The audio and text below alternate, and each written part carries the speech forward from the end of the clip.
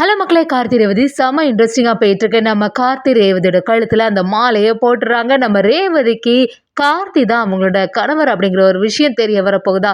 வீடியோக்குள்ளே போகிறக்கு முன்னாடி நம்ம சேனலுக்கு சப்ஸ்கிரைப் பண்ணுங்கள். அப்படியே பக்கத்தில் இருக்க பெல் ஐக்கானும் கிளிக் பண்ணிடுங்க. அப்போ தான் நான் போடுற வீடியோலாம் உங்களுக்கு நோட்டிஃபிகேஷனாக வரும். நம்ம மயில்வானமும் பயங்கரமாக டென்ஷனில் இருக்காங்க. கார்த்தி இன்னும் வரலையே, சகல வந்தால் தானே இது எல்லாத்தையுமே சரி பண்ண முடியும்னு சொல்லிட்டு யோசனையில் இருக்கும்போது கரெக்டாக நம்ம கார்த்தி செமையாட்டு ஒரு ஐடியாவை கொடுக்குறாங்க மயில் வாகனத்திட்ட. உடனே நம்ம மயில் வாகனமும் சரி, இவன் வேற கையில் மாலையை வச்சுருக்கானே, இவனை எப்படி தடுத்து நிறுத்துறது, எப்படியாவது இவனை டைவர்ட் பண்ணி தனியாட்டு வர வைக்கணுமே அப்படின்னு சொல்லிட்டு நம்ம மயில் வாகனமும் ஒரு பிளான் பண்ணி மருது அந்த இடத்துல இருந்து எழும்புற மாதிரி ஒரு விஷயத்த செய்கிறாங்க. கரெக்டாக நம்ம சாமுண்டேஸ்வரியும் என்ன மாப்பிள்ள, இந்த சமயம்லாம் கண்டிப்பாக இந்த இடத்த விட்டு நீங்கள் போகவே கூடாது, எதுனாலுமே ரேவதியோட கழுத்தில் மாலையை போட்ட அப்புறமா பார்த்துக்கலான்னு சொல்லும்போது நம்ம மருது அதை கேட்குற மாதிரி இல்லை, என்ன தான் நம்ம பார்த்துட்டு வந்துடுவோமே அப்படின்னு சொல்லிட்டு அந்த இடத்துல போகிறாங்க. அதில் கரெக்டாக மருது வெளியில் போகும்போது நம்ம மயில் வாகனம் செம மாசா பின்னாடியே வந்து ஒரு போர்வையினால் நம்ம மருதுக்க தலையில் மூடி சரியாக கட்டையில் அடித்து வெளுத்து எடுக்கிறாங்க. அந்த இடத்துலையே மருதுவம் மயங்கி விழுந்துடுறாங்க. நம்ம வந்து இந்த கோயிலுக்குள்ளேயே இந்த மருதுவை வச்சுருந்தா சரியே கிடையாது, யாராவது ஒருத்தங்க கண்டுபிடிச்சிருவாங்க, அதனால் பேசாமல் இவனை அப்படியே கோவிலில் வெளியிலேயே எடுத்துகிட்டு போயிடலான்னு சொல்லிட்டு மருதுவை வசமாக கைத்தாங்களாக தூக்கிட்டு போய் மருதுவை அப்படியே அந்த கோவில் வாசலில் மூடி வைக்கிறாங்க. அங்கே உள்ளவங்க எல்லாம் யார் புதுசாக இவங்க இருக்காங்க அப்படின்னு கேட்கும்போது நம்ம மயில் வாகனமோ வேற யார் உங்கள் கூட்டத்தில் உள்ளவங்க யாராவது தான் இருக்கோ, இங்கே மயங்கி விழுந்துட்டாங்க, அதனால தான் சரின்னு சொல்லிட்டு கைத்தாங்களாக இங்கே தூக்கி வச்சுருக்கேன் அப்படின்னு சொல்லிட்டு அசால்ட்டாக நம்ம மயில் வாகனம் உள்ளே போயிடுறாங்க. நல்ல வேளை மருது வந்து இப்படி ஆபத்தில் இருக்கான், பிரச்சனையே இல்லை, இனி ரேவதியோட கழுத்தில் கண்டிப்பாக சகல தான் இந்த மாலையை போட போகிறாங்கன்னு சொல்லிட்டு சந்தோஷத்தில் இருக்கும்போது நம்ம சாமுண்டேஸ்வரியும் என்னடா இவ்வளோ நேரம் ஆகியும் மருத காணலை, என்னாச்சு அப்படின்னு சொல்லிட்டு விசாரிக்கும் போது நம்ம சந்திரா கிட்ட சரி சந்திரா, அவங்க எங்கே தான் போயிருக்காங்கன்னு சொல்லிட்டு நீ போய் பாரு அப்படின்னு சொல்லும்போது சாமியாரும் பயங்கரமாக டைம் ஆயிட்டுமா, நல்ல நேரத்துக்குள்ளே இந்த மாலையை மாற்றி ஆகணும், சீக்கிரமாக போய் தேடுங்கன்னு சொல்கிறாங்க. எங்கே தேடியும் மருதுவ காணவே இல்லை.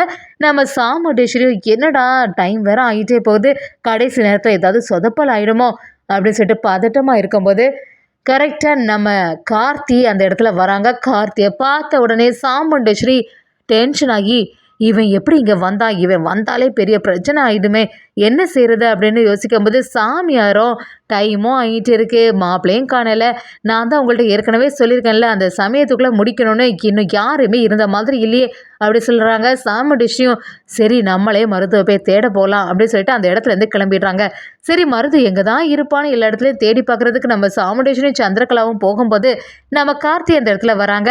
நம்ம மயில் வாகனமாக சகல கரெக்டான சமயத்தில் வந்துட்டப்பா, நம்ம அத்தை எவ்வளோ சீப்பான வேலை செய்வாங்க நான் கொஞ்சம் கூட எதிர்பார்க்கவே இல்லை, மாலைக்குள்ளே எல்லாம் போய் தாலியை மறைச்சி வச்சுருக்காங்களே, நல்ல வேலை நீ வந்துட்டப்பா, நீ வந்த உடனே தான் எனக்கே கொஞ்சம் நிம்மதியாச்சு அப்படின்னு சொல்கிறாங்க. நம்ம ராஜராஜனும் ஆமாம் மாப்பிள்ளை, எப்படியாவது நீ தான் இந்த மாலையை ரேவதியோட கழுத்தில் போடணும் அப்படின்னு சொல்கிறாங்க. நம்ம ரேவதி யோசனையிலே இருந்துட்டு இருக்காங்க, என்ன அம்மாவையும் காணல, யாருமே இல்லையே அப்படின்னு சொல்லிட்டு நினைக்கும் போது நம்ம சாமி வேற என்னப்பா இவ்வளோ டைம் ஆகும், ரத்த பந்தம் சம்மந்தம் இல்லாத யாராவது ஒருத்தங்க இந்த மாலையை போடுங்களேன்னு சொன்ன உடனே நம்ம ராஜராஜனும் இதாண்டா சான்ஸு, பக்கத்தில் சாமுடிச்சுனு இல்லை சந்திராமன் இல்லை, இந்த சான்ஸை யூஸ் பண்ணி நம்ம மாப்பிள்ளை கார்த்தியே ரேவதியோட கழுத்தில் இந்த மாலையை போட வச்சிட வேண்டியதா அப்படின்னு சொல்லிட்டு அதை அவங்க எம்டி சாரே இருக்காங்கல்ல, யாருமே இல்லாத டைமில் ரேவதியோட கழுத்தில் யாராவது ரத்த பந்தம் இல்லாதவங்க தானே போடணும், அவளுக்கும் இவங்களுக்கும் ரத்த பந்தம் இல்லாதனால நம்ம எம்டி கார்த்தி சாரே ரேவதியோட கழுத்தில் இந்த மாலையை போட்டுட்டுன்னு சொல்லும்போது நம்ம ராஜராஜனை மீறி ரேவதினால எதுவுமே செய்ய முடியல. ரேவதியும் அது எப்படிப்பா இதெல்லாம் சரியா இருக்கும், இதெல்லாம் சரியான செயலே கிடையாது,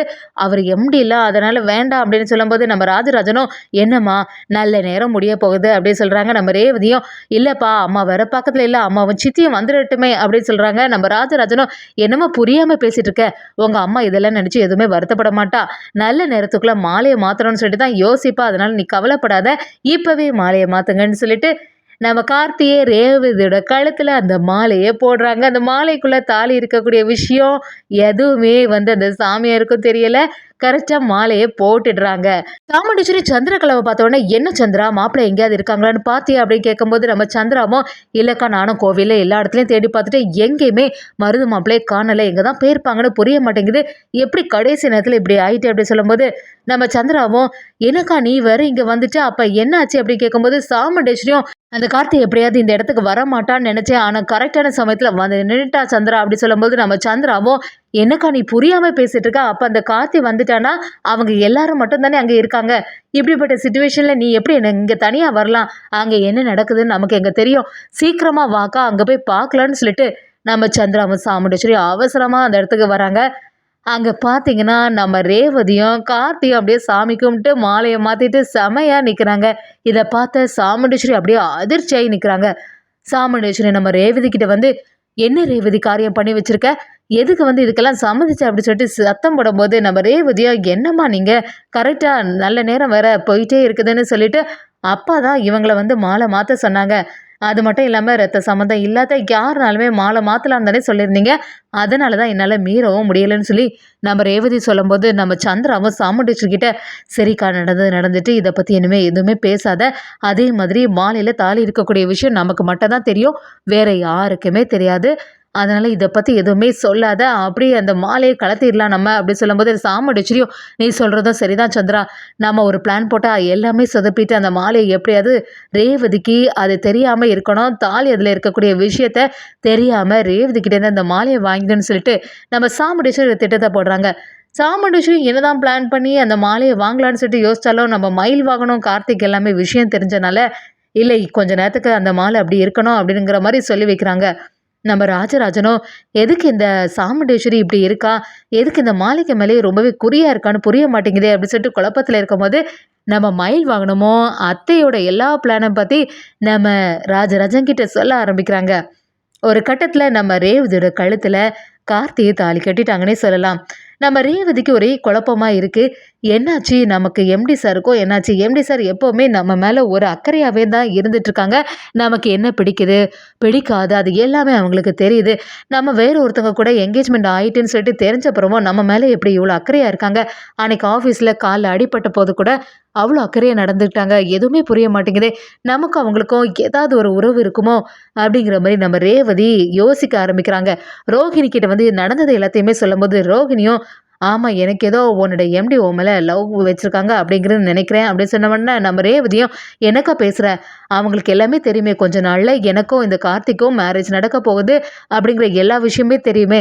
அதுக்கப்புறமா ஏன் இந்த மாரி ஒரு செயலை செய்றாங்க?" அப்படி சொல்லும்போது நம்ம ரோஹிணியும் ஒரு க்ளூவ குடுக்குறாங்க. "எனக்கு ஏதோ உனக்கும் நம்ம அம்மா பார்த்து வச்சிருக்க மாப்பிள்ளைக்கும் தான் மேரேஜ் நடக்கும் அப்படிங்கிறதுல எனக்கு ஒரு சந்தேகமா தான் இருக்கு. அது மட்டும் இல்லாம நீ எல்லாத்தையும் பத்தி கொஞ்சம் யோசிச்சு பாரு ரேவதி. நிஜமாவே இங்க இருக்க இந்த கார்த்தி தான் நம்மளோட அத்தை பையனா அப்படிங்கிறத கொஞ்சம் யோசிச்சுக்கோன்னு" சொல்லிட்டு நம்ம ரோகிணியும் ரேவதிய குழப்பி விட்டுட்டு போறாங்க. ஒரு கட்டத்துல ரேவதி எல்லாத்தையும் யோசிச்சு பார்க்கும்போது, கண்டிப்பா கார்த்தி நம்ம மேல அக்கறையா இருக்காங்க. நிஜமான கார்த்தி யாரா இருக்குமோ அப்படிங்கிற ஒரு சந்தேகமும் வருது. அதே சமயத்துல கூடிய சீக்கிரமா நம்ம ரேவதிக்கு லைட்டா பழைய ஞாபகங்கள்ல கார்த்தியோட முகம் எல்லாம் வந்துட்டு போகுது. ஒரு சமயம் நம்ம கார்த்தி தான் நம்மளோட ஹஸ்பண்ட் அப்படிங்கிற ஒரு விஷயம் நம்ம ரேவதிக்கு கூடிய சீக்கிரமா தெரிய வரப்போகுதுன்னே சொல்லலாம்.